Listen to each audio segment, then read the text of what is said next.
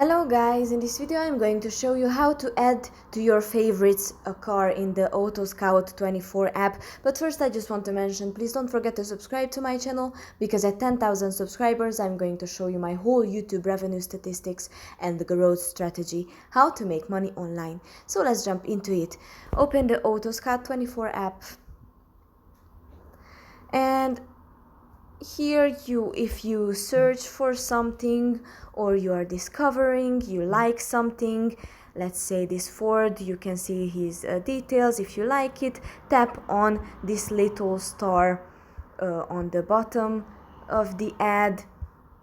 As you're scrolling more, tap on this little star. Let's say I like this one too, and I like this one.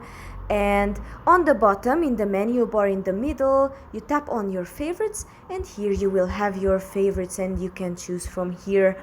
That's pretty much for this video. I hope it was helpful for you. If it was, please consider subscribing, and see you in the next one.